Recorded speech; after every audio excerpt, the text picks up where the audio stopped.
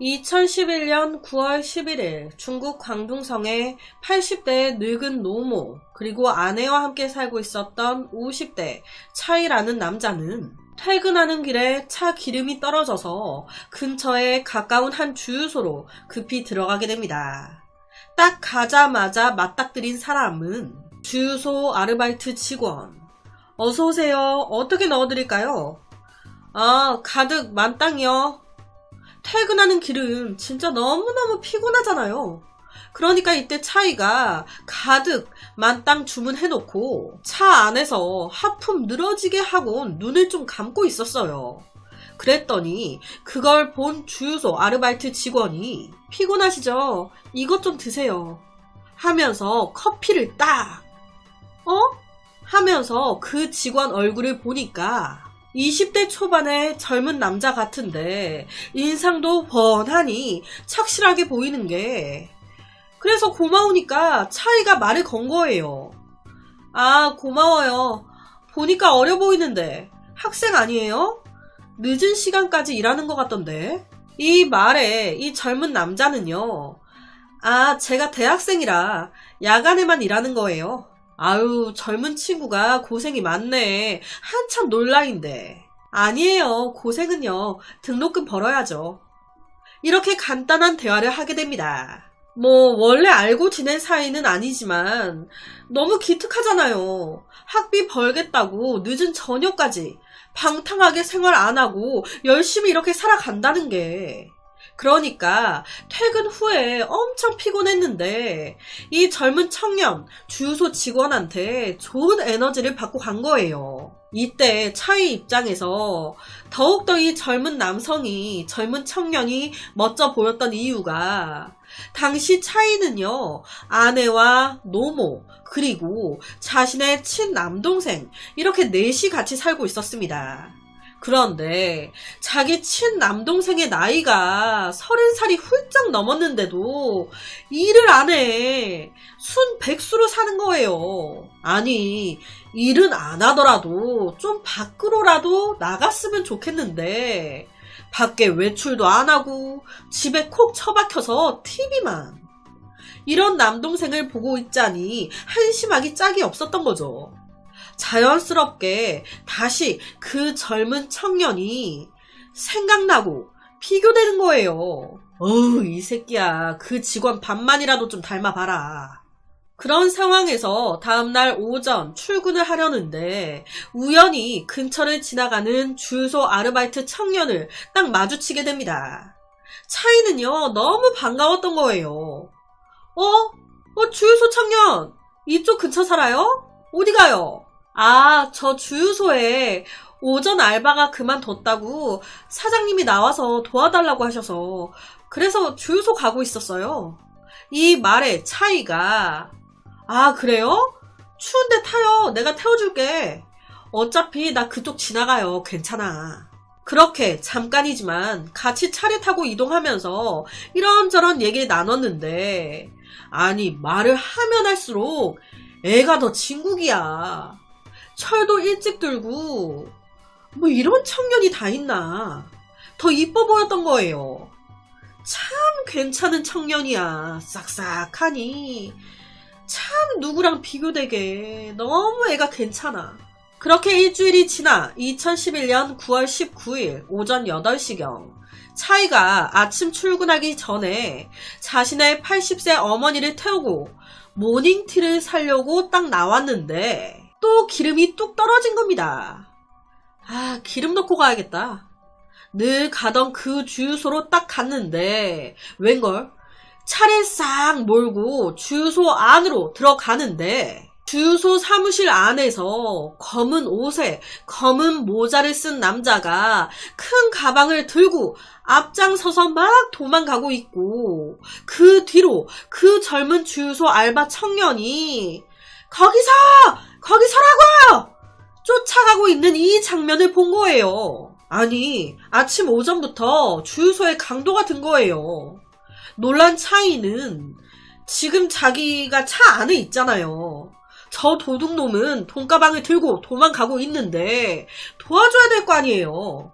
그러니까 옆에 앉은 어머니 노모를 아예 순간 잊어버리고 정의감에 불타서 냅다 차를 몰고 주유소 직원을 따라 차이도 같이 도둑놈을 쫓아가기 시작한 겁니다. 달려가는 도둑놈, 그 뒤를 쫓아가는 아르바이트 청년, 또 그 뒤를 쫓아가는 차이의 차를 어떻게 이깁니까? 속도를 약 40km까지 팍 올려가지고 도망가는 도둑놈 앞으로 그냥 싹 가서 그 도둑놈을 차로 냅다 받아버린 거예요. 잡았다 이놈아. 도둑놈이 차에 부딪혀 쓰러진 걸 확인한 후에 차에서 내린 차이는 경찰에 신고해야 될 거 아니에요. 도둑놈 잡아쳐 넣어야지. 그래서 이 도둑놈이 주유소에서 훔쳐나온 돈가방, 이거를 주유소 청년한테 돌려주면서 너 먼저 주유소에 가 있어. 내가 경찰에 신고하고 주유소로 갈게. 이 말에 주유소 청년 역시 감사합니다. 정말 감사합니다. 그렇게 돈가방을 들고 주유소로 돌아갔어요. 신고를 한 후에 현장으로 출동한 경찰. 쓰러진 도둑을 우선 병원으로 옮긴 뒤에 사건이 처음 발생한 주유소로 갔습니다.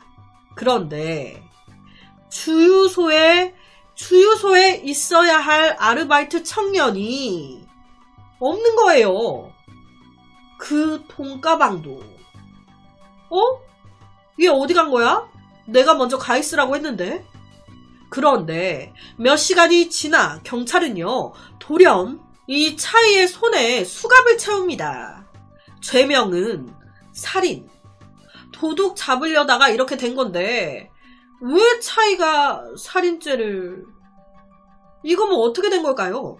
사실 알고 보니까 이 사건이요, 차이가 도둑놈이라고 생각하고 차로 받아버렸던 이 남자가요, 사실은 도둑놈이 아닌 주유소 사장이었습니다. 그렇다면 주유소 사장은 왜 자기 사무실 돈가방을 들고 도망가고 있었으며 왜 직원은 그 뒤를 쫓고 있었던 걸까?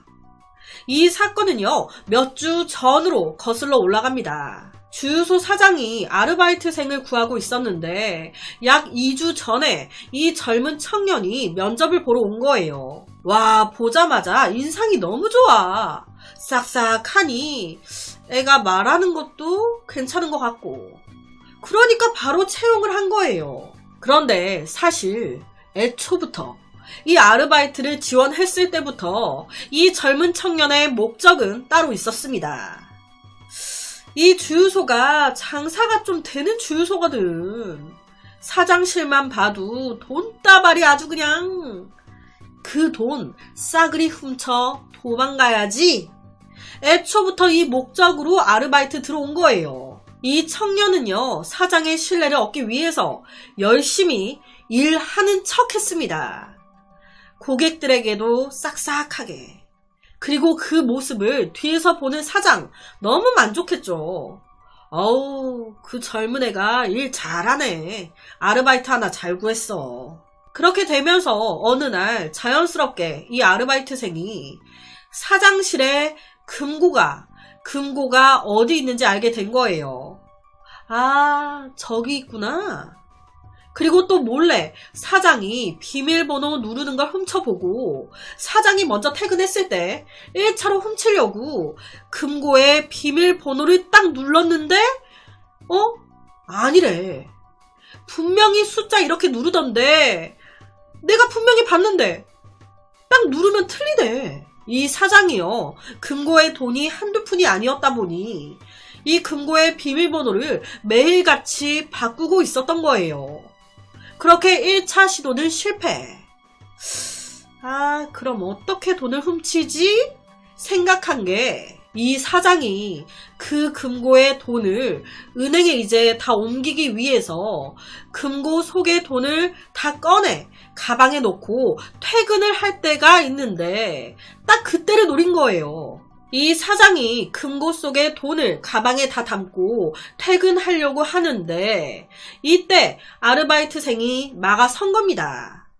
칼을 들고 조용히 그 돈가방 내놓으라고. 하지만 그냥 내놓겠습니까? 그러니까 사장이 기지를 발휘해서 나오라고 밀치고 위험한 상황에서 벗어나기 위해 도망가기 시작했는데 딱 이때 장면을 차이가 보게 됐던 거예요.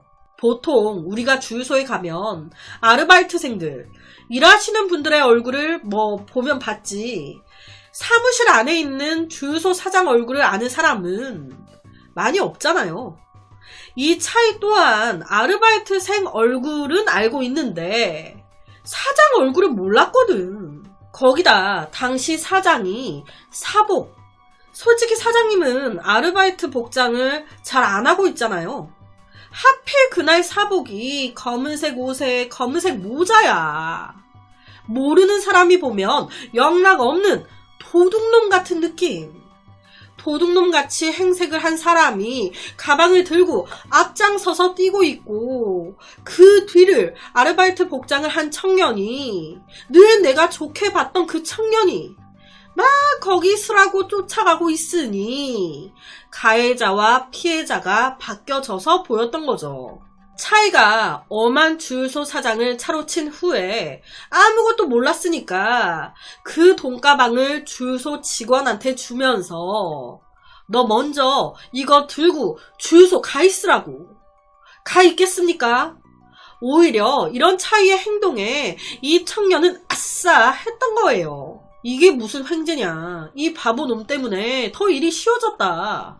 그 길로 도망갔던 겁니다. 이 사실 또한 아무것도 몰랐던 경찰은요, 딱 봤을 때 영락 없이 이 차이와 젊은 알바 청년이 공범처럼 보였습니다. 돈을 노리고 일부러 둘이 계획하에 주유소 사장을 쳤네. 거기다 차이가 차로 친 주유소 사장, 외력에 의한 외상성 출혈성 쇼크와 흉부 및 복부의 다발성 장기 손상으로 응급실에서 사망했습니다. 사망 당시에 차이가 차로 쳤잖아요. 이게 치다 못해서 몇 미터를 끌고 갔대요. 그러니까 굉장히 이 상처가 심했던 거죠. 이 차이는요, 나름 도둑을 잡겠다고 정의로운 일을 하겠다고 한 일이었지만 결국 고의 상해죄로 징역 3년에 집행유예 4년을 선고받았습니다. 재판장에서 차오가 그랬대요. 다시 이런 사건이 발생해도, 비슷한 상황이 발생해도 아마 나는 똑같이 그 도둑을 잡겠다고 따라 나설 거라고. 하지만 지금보다는 조금 더 침착하게 행동할 것 같다고. 당시 이 죽은 사장이 초등학생 아들이 있었대요.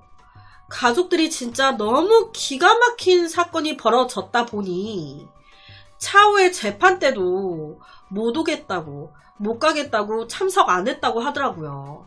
이 사건이 벌어지고 사장 쪽의 가족들은 다 정리하고 시골로 내려가야 했다는데 정작 이 진짜 도둑놈인 주유소 직원은 어떻게 체포가 됐고 어떻게 처벌이 나왔는지 기사가 없더라고요. 다 이 차이에 대한 기사들만. 그래서 오늘은 도망치는 주유소 사장을 강도로 오해, 진짜 강도를 도와준 기가 막힌 한 사건을 가지고 왔습니다.